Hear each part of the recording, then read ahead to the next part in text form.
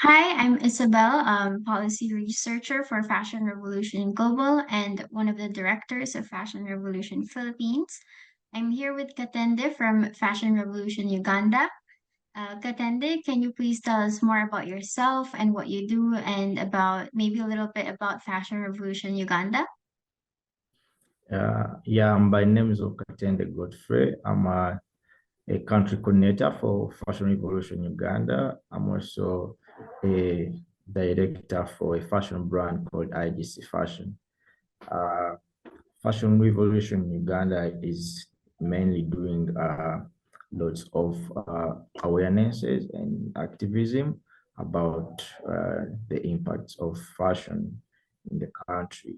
So we do create a community of fashion designers who are responsible for the environment. These designers, we are coming together as fashion designers and consumers and activists to create awareness. We do lots of events like Puerto Kwanzaa, our annual event right now, which is mainly bringing artists who are using upcycling, who are working with natural dyes to carry out workshops, but also to exhibit their work and to talk to people, create more awareness about the dangers of fashion to the environment. Yeah, mostly this is what we are carrying out at the moment. We also have like dialogues. We partner with our filmmakers to do some environmental friendly fashion films. Yeah, these are kind of some of the works that we are doing at the moment. Yes. Amazing. So let's get right to it. So Fashion Transparency Index 2023 came out, I think, over a month ago. Um, But yeah, the topics that we covered there are very much still relevant um, and are going to be relevant for a very long time. So my first question is, what does transparency mean to you? Uh, yeah, personally, transparency means opening up and sharing information about what you're doing. For example, I'm a fashion designer, so I feel like for a fashion brand, transparency will mean opening up information about your supply chain, where you get your materials, the impact of the clothes you're doing to the environment, and you share it with your clients and people around you to know and to know the backbone of your creativity and whatever you're doing. This is what transparency means to me. Yeah, as a designer, but also as a brand. Yeah. Yeah. And what is waste colonialism? Yes, West colonialism is the domination of is the domination of one group uh, to another group by using of waste. You know, I'll just give an example of Uganda. We are getting lots of fashion waste from the global north. Yeah, and we are having lots of second-hand clothes, we'll say, Yeah. but the second-hand clothes are coming as waste, like they are dumped from the other side and they bring them in Uganda. So they become second-hand clothes here, but where they're coming from, they are like waste. So this is like just like a dominancy. One group is trying to colonize another group, but they're just using waste to do this. This is how I feel like what waste colonialism means. Yeah, that happens to us also here in the Philippines also, although I don't think it's as bad as in African countries. But yeah, we do get a lot of secondhand clothes as well from the global north mostly. So, Yeah, yeah. in particular for Uganda, what impact is waste colonialism, or what impact does waste colonialism have on your local communities, your environment, and your textile industry? Uh, it's a very huge impact actually. Uganda is an agricultural country. We have lots Mm. of farms.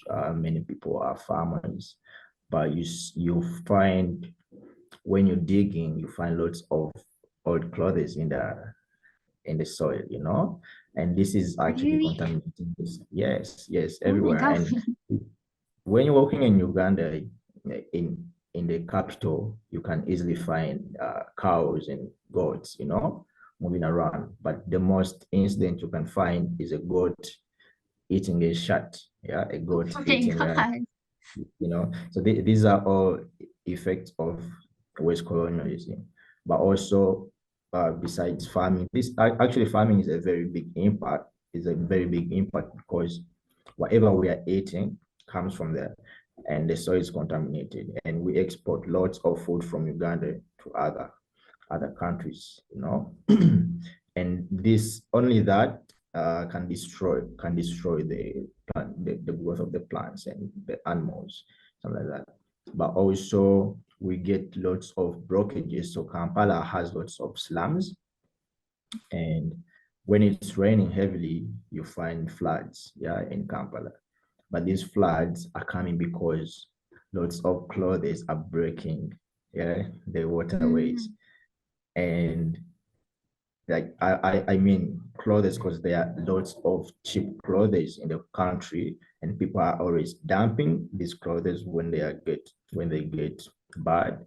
But also when people get when the vendors get these cheap clothes, they sort out those which they will sell easily, and the others they're not going to sell, they're going to dump them anywhere, and these are the clothes you find in the water trenches, on the streets, everywhere. And this is a very big impact. Yeah, yeah. yeah, yeah. In terms of fashion, fashion designers or local brands, they are also having a very big challenge with the second-hand clothes or the cheap clothes in the market, because they cannot compete. You can easily find a pant or a shirt or a jacket at only $1 or Mm. less, and a fashion designer or a fashion brand is not going to be able to compete with this kind of Mm. cost. And you find like it's very difficult for the designers to grow, because there are less market, and with the people with the citizens, they may be not be able to uh, to buy from the designer because they can easily access these cheap, yeah, clothes. Yeah. I think I read somewhere in the past that in Kenya, were secondhand clothes banned, I think. Uh, I think, yeah, yeah, yeah. Yeah, They are, right. they are regulating. Because of Yeah. that same problem. Would you happen to know where the secondhand clothes come from? Specifically, like what countries? Yeah, there are many countries where second-hand clothes come from, but we have clothes from US, we have clothes from Germany, we have Mm, uh, clothes from China, mm, we have from United Kingdom. So they are yeah. everywhere, I think, in the global north. Yeah, They're yeah, coming. definitely, Yeah. yeah. The global north. Yeah, we get a lot of those too. I think recently we get a lot from Korea as well. Yeah. Um, yeah, so uh going back to the FTI, what do the FTI key findings tell us about brand responsibility and action? Like we know that most brands have commitments to reduce their carbon footprint, right? Mm. But how are they addressing overproduction? So what could you tell us about? Uh, yeah, what I can say is the findings are saying 99% of the major brands around the world, they're actually not sharing the data. They're not sharing how many workers they are working with and how much these workers are getting paid. And this goes back to the transparency, because then people are not, they don't know, and most of the brands are hiding what they are saying they are actually doing good, like they are doing something sustainable, but you find out that their workers are not getting enough, Right. payments. And yeah, I read about the findings, and this is really took my my attention, because people have to know, like the world has to know, and everyone deserves a better pay. And I feel like this is something that brands should pick on, and yeah, they be more transparent, like in 2023. I mean, yeah, Right. yeah. Yeah. So on that note, would you happen to know also how transparent the secondhand clothing trade is? Mm. How would it benefit from greater traceability? Uh, how transparent the second hand clothing is, it's not that transparent. When I talk about in terms of Uganda, Mm-hmm. uh, there are the people who are selling second hand. They don't even know where these clothes are coming from. They don't know Mm, which organization is bringing this, right. and Mm, like these are the vendors, but also from the vendor to the person who's going to come and buy. Also, the person is not even aware, like, of the brand, right. unless Mm, they see the sticker from, or the tag. yeah. But Mm, this is information no one is caring about yeah. saying, and you don't know who last wore the garment you are wearing, how many times it has been worn. No, all this information is actually needed for a person to put a value on the clothes they are buying, you know, Mm-mm. and I feel like there's a very big gap in the second-hand market. Right. Yeah, Yeah. yeah, We have a similar situation here in the Philippines. Although in the Philippines, mm, it's weird because it's actually banned here. To import secondhand clothing is actually illegal, and it's so weird that a lot of wow. it still comes through. But so we did a research in 2019, but it was really really hard to find data because it's technically underground, so there Yeah, is no data. So yeah, there's very very little transparency with regards to that. So yeah, there are no regulations. Also here, the mm, government wanted to put a ban on second-hand clothes, but they actually found out the government is earning a lot of taxes from the second-hand. yeah, exactly. And Yeah. yeah, It's the same here. Yeah. yeah. Also, this one hindered, it hindered. So they are not even bothered to check where these garments are coming Mm, from, whether they are actually fit for people to consume or not. All this mm, data is not there, and people are just buying it. Yeah, yeah. And it's hard to blame them because it is cheap and, a lot of people can't afford nicer clothes and all that. But yeah, it's a whole system that we have to change. Um, Speaking of big systems, what are your thoughts on industry degrowth? industry degrowth. Uh, Mhm. I I think it's a good way for industries to go. It's a very positive way. I feel like uh, let me first see, uh, industry degrowth. This is a practice where industries are actually uh, catering more, like producing their products, which are mainly going to fit their clientele, like the number. So they're not mainly focused on just producing or overproducing, but they are producing for the exact number they know. These are Mhm. our clients. Like maybe Mhm. 100, we are producing products for 100 people, not above. Yeah, I feel like this is a way to go. This will actually reduce the number of waste, the amount of waste which is coming out of industries, but also reduce also the level of contamination of the environment.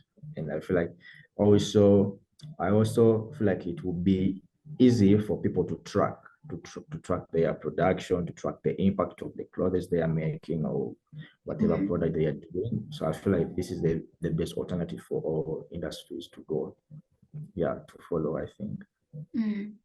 Yeah, especially now that fashion's overproduction and overconsumption problem is even visible from space. So, yeah.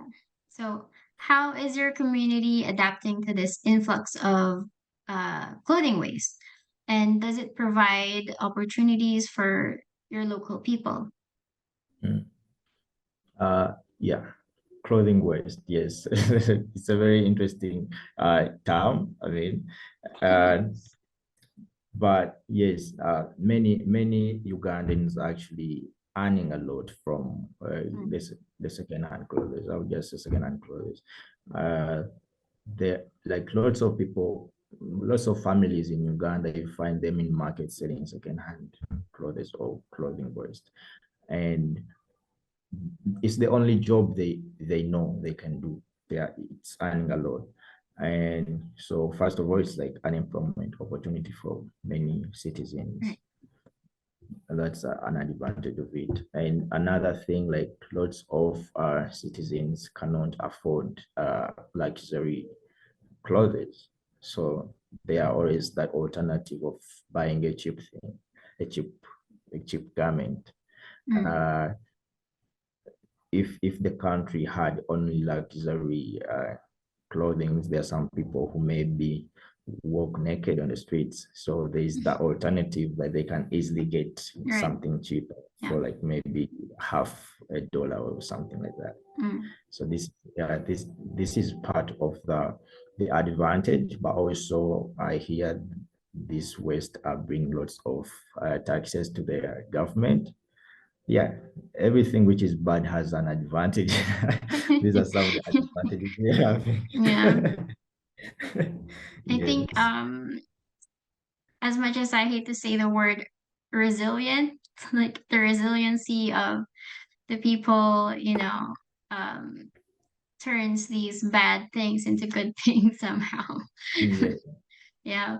Yes. So, And mm, also like lots of designers in Uganda, they are getting their fabrics from the second hand. yeah. Yeah. So also me, before I knew about sustainable fashion, I didn't know that I'm practicing sustainable fashion until I got to know about fashion revolution, But way before, I was just going to the second-hand market and buying the second-hand curtains or materials, and I just work with those to make my new pieces of products. So you find that this has influenced us to be more environmental friendly by the work we're doing. You know? Yeah. Yeah. Yeah. Very insightful. So what can citizens do to help tackle this problem?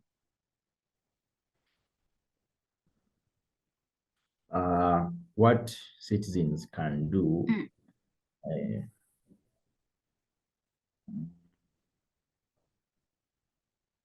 yeah, there's various things that people can do to tackle the impact of the second-hand clothes to the environment, first of all.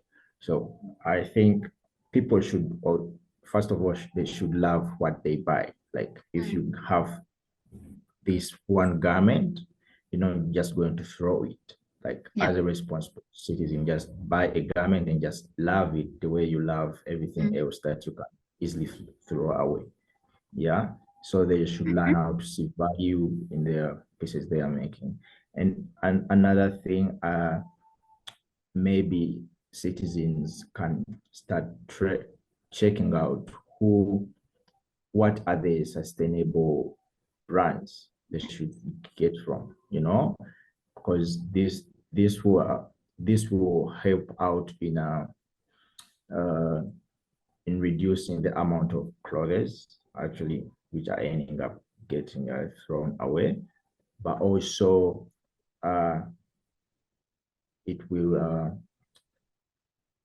it will be boosting the responsibility of a brand. Like if a clothing brand which is sustainable enough has enough